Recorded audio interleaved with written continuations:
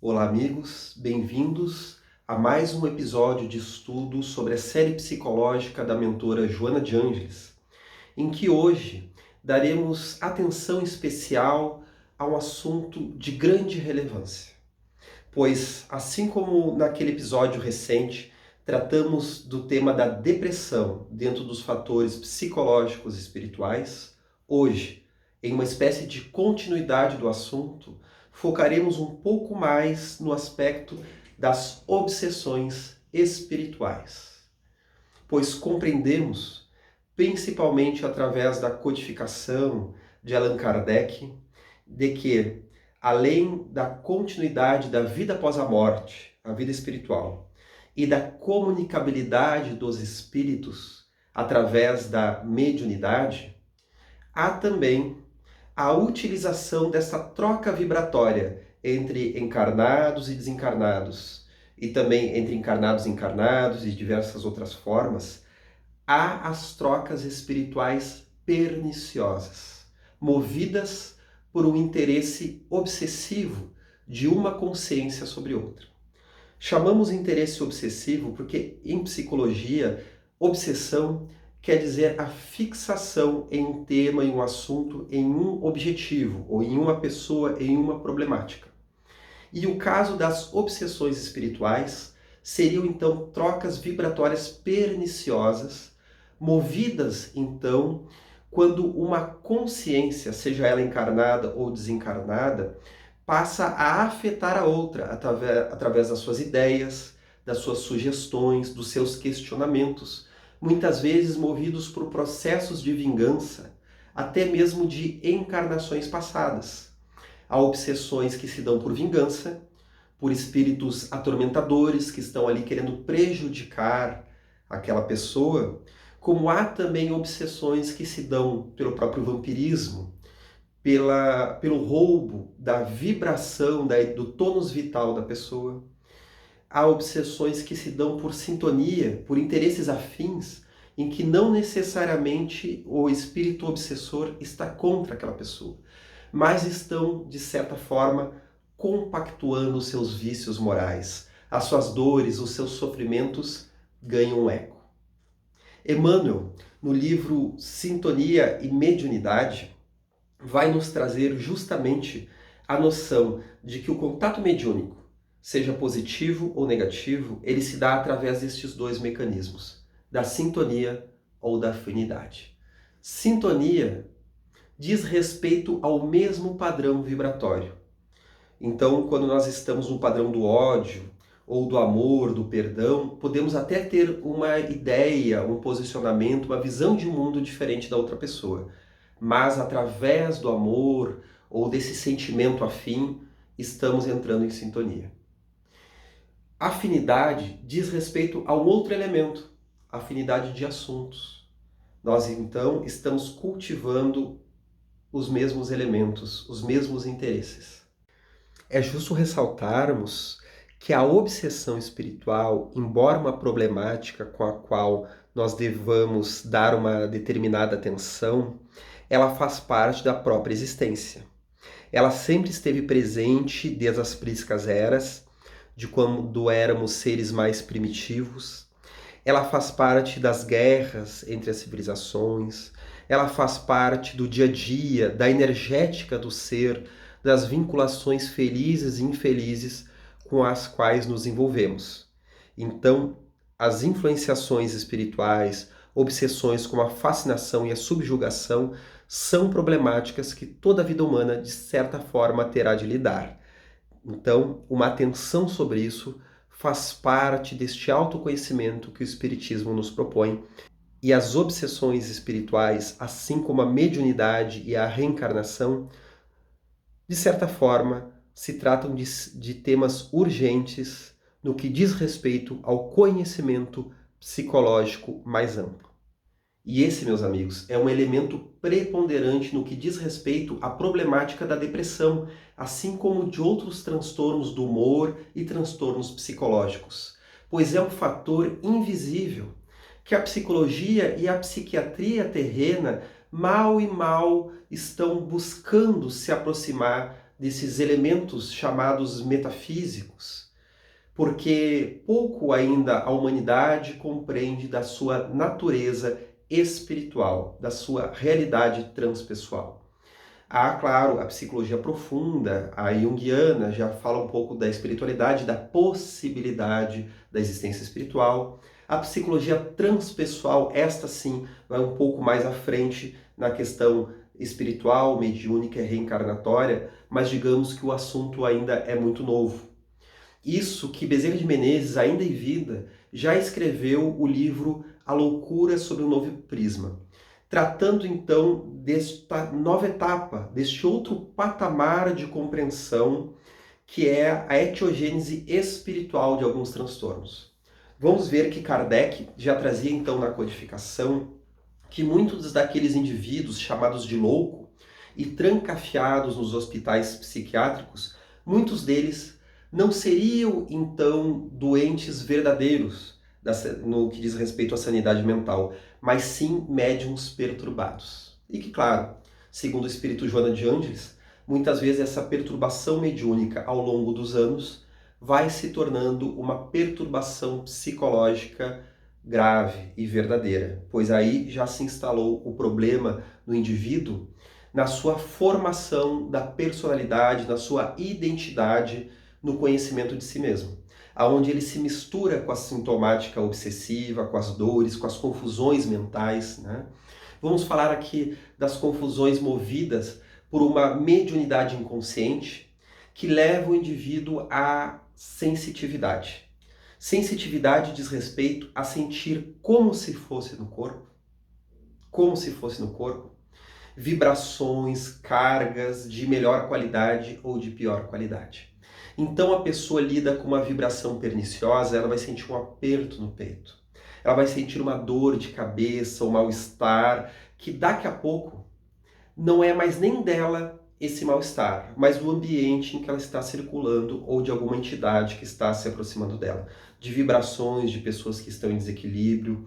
Então o médium, ele precisa não apenas conhecer a faculdade mediúnica, através da sua experiência e da prática mediúnica, como também o estudo acerca da doutrina espírita e o autoconhecimento psicológico, buscando compreender que sentimento é seu e qual não é seu. Temos aí um grande desafio, porém muito promissor em termos de evolução pessoal.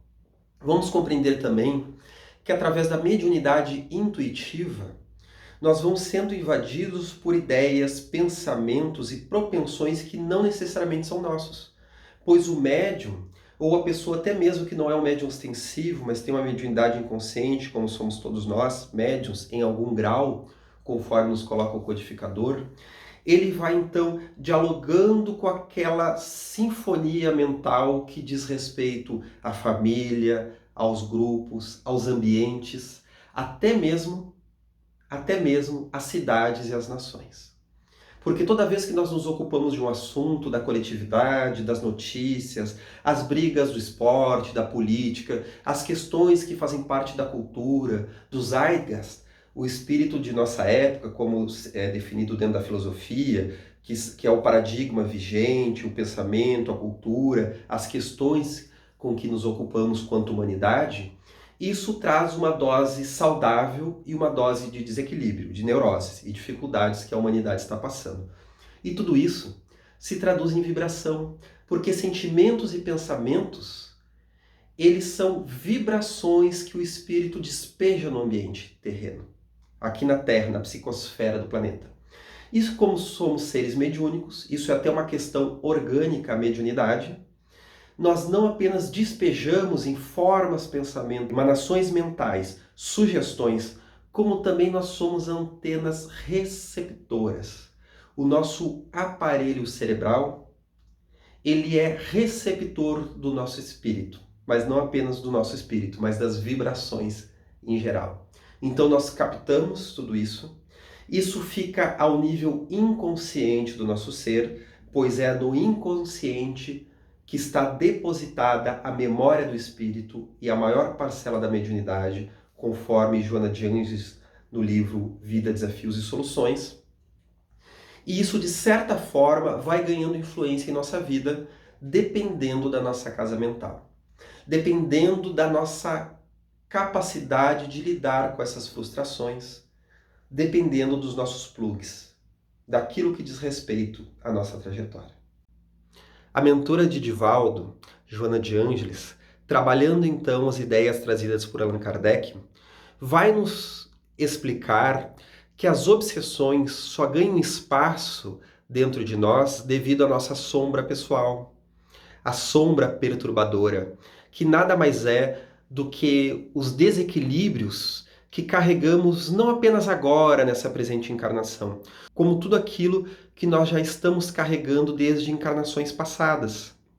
Os nossos desequilíbrios, os nossos vícios, as nossas fúrias, em outras palavras, a nossa imperfeição moral.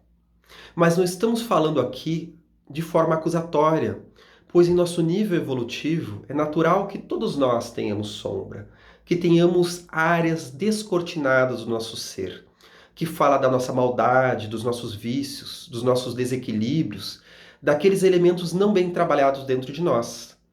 A sombra psicológica nem sempre diz respeito apenas aos aspectos negativos. Há também aspectos positivos, mas que se apresentam à nossa consciência de forma assustadora devido à nossa falta de conhecimento em relação a nós próprios. De certa forma, todo ser humano na face da Terra possui sombra, pois faz parte do nosso processo de evolução espiritual ir conquistando o troféu do autoconhecimento, o patamar deste estudo acerca de si mesmo, porque somente isso propiciará a verdadeira autorrealização a que estamos todos destinados. Então, que sombra é essa de que Joana nos fala? Vamos correlacionar com os elementos que Kardec nos traz sobre a obsessão espiritual. Não nos diz o codificador que as obsessões graçam em nossa vida devido aos plugs magnéticos que nós temos com as encarnações passadas? Com aquele momento em que o espírito que me persegue hoje foi a minha vítima? Quando eu, talvez em outro corpo, em outra existência, lhe impus algum tipo de constrangimento, algum prejuízo a nível físico ou até mesmo moral? E que desde lá se criou um vínculo negativo que permite, que a divindade permite, que hoje se manifeste nessa perseguição espiritual momentânea, que será curada quando eu me reabilitar como ser humano. Quando eu mudar as atitudes que ressoam no meu ser, falando mais daquela personalidade passada, e que, de alguma forma, eu preciso superar para a minha evolução espiritual. E é claro que nós sabemos, através dos processos desobsessivos, que ao buscar me melhorar, automaticamente estarei ajudando ao meu obsessor a se libertar desta consciência mesquinha que um dia eu fui e que, de fato, ainda carrega um pouco dentro de mim. Pois ele também um dia verá que a nossa modificação moral fala de um novo ser, e ele perceberá que de nada adiantará ficar no nosso encalço, que apenas perde tempo, pois ele também é um ser imortal, fadado à realização, e que perde espaço, perde momentos de realização na espiritualidade e em futuras reencarnações, se assim perseverar dentro da mágoa, daquilo que nós o injustiçamos e que podemos ressarcir através dessa profilaxia que é a autotransformação. Através da psicoterapia, do autoconhecimento, da caridade, da mudança de atitudes, como também dos processos desobsessivos. No livro Encontro com a Paz e Saúde, a mentora Joana de Ângeles nos traz, no capítulo 6, sobre os transtornos mentais e obsessivos, importantes considerações. Vamos ver o que ela nos traz.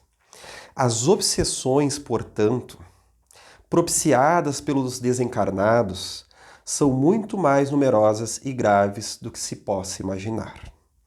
A psicologia dos relacionamentos irá estudar com mais profundidade esse campo ainda inexplorado na sua pauta, considerando a necessidade de estabelecer-se terapias próprias, de natureza preventiva e curadora, a fim de coibir essa epidemia emocional e mental que toma conta da Terra com frequência, sendo mais grave em determinados períodos, como ocorre na atualidade. Já vimos Divaldo Franco em entrevista falando de uma pandemia obsessiva que vai muito além do que temos noção. Tanto que ele nos fala que há processos em que nações inteiras são tomados por esta vibração perniciosa, tal qual ocorreu nas grandes guerras mundiais. Sendo que o assunto seria ainda muito mais delicado do que temos noção, mesmo nos estudos já presentes dentro do Espiritismo, segundo as palavras dele.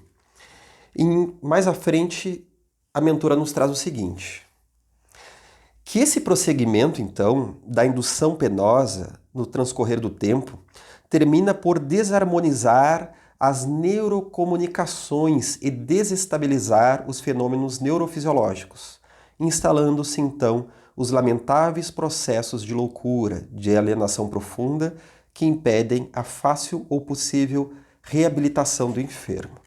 Então, Joana de Ângeles aqui está nos trazendo justamente a noção de que os neurotransmissores, as questões fisiológicas presentes nos transtornos mentais, assim como na depressão, também sofrem impacto da ação magnética do agente obsessor, que acaba então fazendo verdadeiras modificações fisiológicas na pessoa que se deixa então permear por esse processo a longo prazo.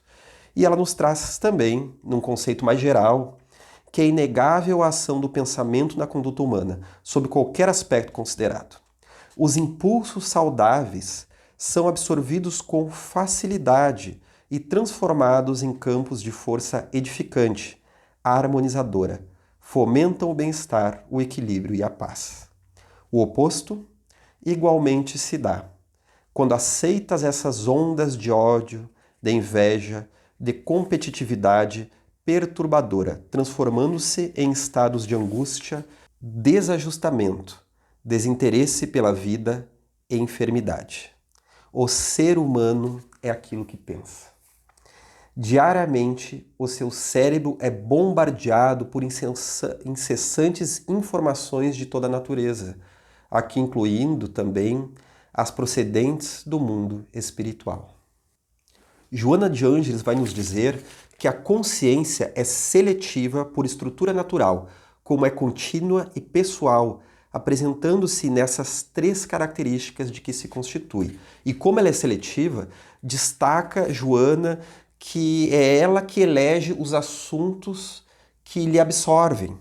E nesse caso das obsessões espirituais, aí ocorre a fixação em ideia exterior que a perturba, através de um monólogo mental que se lhe instala, iniciando-se a perturbação. Então, dentro da característica seletiva da consciência, em que foca ora no assunto, foca no outro, vamos tomar muito cuidado com a monoideia, muitas vezes de característica obsessiva. Porque a monoideia, a fixação em um único assunto, vai estar falando da ativação de um complexo que foi de certa forma tocado dentro do nosso campo psicológico, mas fala também dessa indução obsessiva, em que a nossa visão de mundo fica restrita em uma leitura, claro que depreciativa da realidade, enquanto nós podemos usar o mesmo recurso da seleção, da fixação em conteúdos, na busca de elementos nobres, na busca de direcionar o nosso foco mental para uma leitura mais madura dos fenômenos tristes e felizes que fazem parte da nossa vida. Então vamos perceber que se a vida está acinzentada, e nos permita usar aqui este recurso dramático para falar sobre essa leitura cinzenta da vida, pode estar havendo também, além daqueles fatores psicológicos, de tudo que a psicologia e a psiquiatria já estudou acerca dos neurotransmissores, dos fatores inconscientes que nos levam à depressão, conforme já expomos no programa de número 68 sobre as depressões, fatores psicológicos e espirituais, pode haver aí uma vinculação obsessiva. O desânimo, o choro fácil, a identificação com uma leitura negativa, depreciativa da vida. Estamos em vibração, estamos em sintonia com entidades, com consciências espirituais em desequilíbrio, certamente. Se não forem a causa do problema, podem ser também uma consequência, porque estamos dando espaço mental e espaço emocional para seres que vibram dessa forma. O espírito Camilo nos fala através da psicografia de Ivone Amaral Pereira que naqueles chamados vales dos suicidas, aonde na região umbralina, por sintonia, se aglomeram espíritos que infelizmente deixaram a existência através desse ato hediondo e impensado, que lá graçam as revoltas, a desesperança, os pensamentos e as frases jocosas, a ironia, toda a sorte de debilidade humana. E muitas vezes, quando nos encontramos depressivos, estamos vibrando dessa forma. Porque a obsessão, ela pode ser ali a presença de uma entidade desencarnada que está nos cobrando, salientando o que há de pior dentro do nosso ser, através de mentiras e até mesmo através de verdades, só que sob um prisma negativo. Não sobre uma leitura adequada e saudável de uma verdade difícil, né? Ele pode estar nos trazendo um elemento verdadeiro, se nós fomos abandonados, passamos por uma traição, estamos lidando com alguma derrota dentro do nosso processo da vida, porque isso vai ocorrer muitas vezes ao longo de uma existência, ele pode estar fazendo uma leitura depreciativa daquele sofrimento que estamos passando. Então o problema não está no fato que ele está salientando junto a nós, e que recebemos de forma inconsciente, mas na leitura depreciativa. Uma outra forma também é através da aproximação de um espírito que está igualmente triste. Aqueles atormentados que estão sintonizando com a nossa depressão. Pode ser até mesmo um parente, um espírito que está com saudade do nosso ser, uma pessoa que se relacionou conosco numa vida anterior, uma pessoa assim que até pode ter tido uma relação amorosa conosco mesmo, está com saudades e não está aceitando a distância através da discrepância de dimensões em que nós estamos encarnados e a pessoa está desencarnada. E nós então criamos sintonia com aquele tipo de ser, com aquele tipo de pensamento. Por isso que a renovação mental, a renovação espiritual, ela se faz muito necessária. Aí nós vamos ver que o autoconhecimento, a leitura adequada dos processos da vida, compreendendo que as lutas fazem parte do existir, compreendendo a vida após a morte e buscando os recursos do passe, da desobsessão, da leitura elevada são essenciais. Pois não basta apenas olharmos para a sombra, buscando medi-la para então nos livrarmos dela. Nós precisamos ter um vínculo com a luz, com as atitudes e pensamentos saudáveis e virtuosos, até mesmo simples, porém sinceros, de amor, de renúncia, de paciência e de caridade. Estes recursos cristãos são uma grande profilaxia, pois a mensagem do Cristo é uma mensagem valiosa a toda a humanidade em geral, independente da filiação religiosa, cristã ou não cristã. Carl Gustav Jung já nos traz isso em diversas das suas obras, ao longo das suas obras completas, de que o símbolo do Cristo é o símbolo da individuação, daquele sacrifício de autoconhecimento, de melhoria, aonde nós encontramos um caminho possível entre os extremos da vida, entre os tormentos que nós passamos, através deste sacrifício da nossa arrogância, do sacrifício da nossa vaidade, o sacrifício da nossa vitimização. Compreendemos então que quando estamos imunizados através da fé, do amor, da renúncia e do equilíbrio, teremos melhores recursos para lidar com a noite escura da alma, com os dias de sombra, com sentimentos de vazio, com a grande crise que se abate na humanidade, pois é a depressão um dos grandes elementos que tem corroído o ser humano. Vazio de significado, cheio de tecnologia e de recursos exteriores, mas que muitas vezes, ao invés de compreender que o recurso é uma ferramenta, acredita que esta seja a meta final da existência e se confunde diante dos objetos materiais e das relações, infelizmente, até mesmo frívolas e levianas. Meu amigo, és um ser espiritual imortal. Como nos diz Joana, estás fadado às cumeadas da existência superior de autoconhecimento, de autoamor e de realização. Não deixe que as picuinhas da terra, que os relacionamentos malfadados, que alguma palavra impensada que um inimigo ou até mesmo um amigo ou um familiar lhe dirigiu, determine o rumo da tua existência. Mas compreenda que faz parte da problemática atual essa autossuperação. Tens os mentores ao teu lado, buscando te incentivar ao bem. Todos nós somos filhos de Deus. Todos somos seres falíveis e esta não é a problemática maior, mas sim na aceitação das nossas inferioridades, das nossas sombras pessoais, das nossas questões psicológicas que fazem parte de nós. Porque não importa o nível espiritual que estejamos, desde que estejamos trabalhando a propósito do próximo e de nós mesmos. Pois a vida na Terra, mesmo vinculados às limitações da materialidade, é uma bênção divina de autoconhecimento, de autossuperação. A felicidade ainda não é deste mundo, a felicidade plena e perfeita. Mas há sim a plenitude, a felicidade relativa à realização, que se encontra em cumprir a nossa trajetória psicológica, como também espiritual. O destino a que estamos fadados, nos vinculando a este corpo, neste encontro que tivemos e estamos tendo com os nossos familiares e com a comunidade em que nos envolvemos.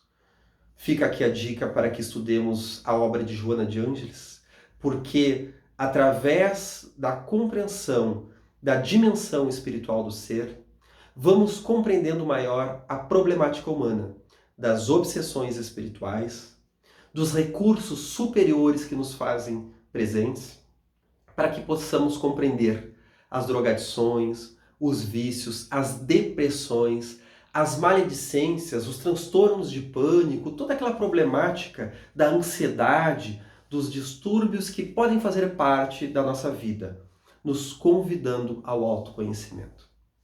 Então, meus amigos, fica a dica para buscarmos o episódio anterior, vincularmos com o conhecimento de hoje, neste estudo da nobre mentora Joana de Ângeles. Até o nosso próximo encontro.